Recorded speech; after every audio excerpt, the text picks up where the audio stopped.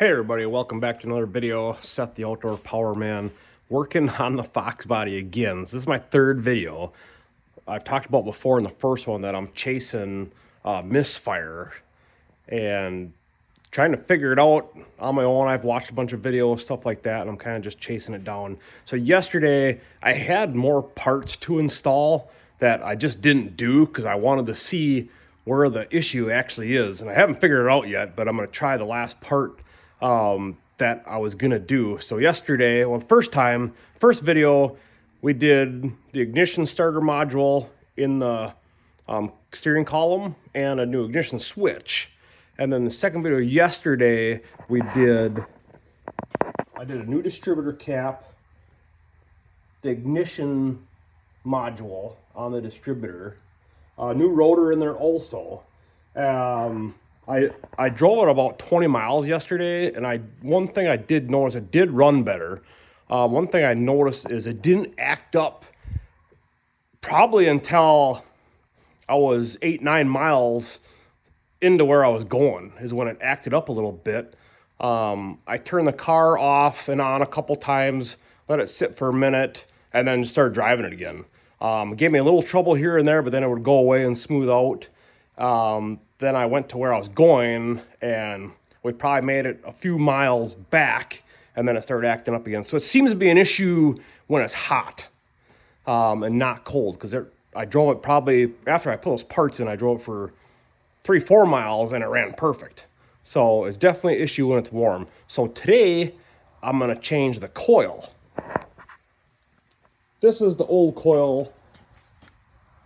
I pulled it out already, but it just mounts right there. So this is the coil. All right. So there's my new coil. This coil's 3 bolts. Hold this in place. It was a 7/16 socket to get the bolts out. There's actually like a screw. And then there's 4 of these guys to get out, and this is a 7/32 socket. Remove that. So then it's just a bracket. All right. New one's just gonna sit back in there. It just has the plug that goes into it, and then your main wire that goes back to your distributor. So I'm gonna mount this on the new bracket, plug it in. Everything, no, I don't see any burnt wires or anything. I mean, it's a 1990, so it's not new, but obviously. But yeah, I'm gonna mount that in there, give it another test run, and see how it goes. This is the other part that I changed yesterday, because I had it didn't idle.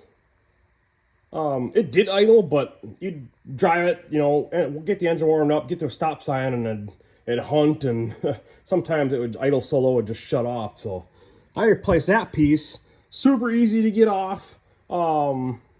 Just bought it at the local parts store, put that on there, and yeah, now it idles just fine. So it was real dirty and corroded. There's a little pin on the inside in there that moves in and out. But yeah, it was a nut here, nut on the bottom, and yeah, pulled it out, put it in. Pretty self-explanatory. Came with a new gasket, new O-ring. Yeah, easy to do if you have a rough idle. That's a good thing to start with. Change that, and then a vacuum line plugs into it. So yeah, try that. The one thing I noticed down here was kind of funny is this was a 1/2-inch nut on top, and then underneath down here was a 9/16 nut.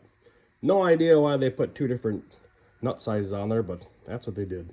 So, all right, I'm gonna put in the coil today, take it for a test drive. I will put it in the remarks, what happened, how everything turned out. So fingers crossed, it's all gonna work. Get my problem solved, so I don't have to worry about stalling out when I'm driving around. I want to just go have fun, drive it. So thanks for tuning in. I'll leave some remarks in the description on how everything turned out. Thanks a lot.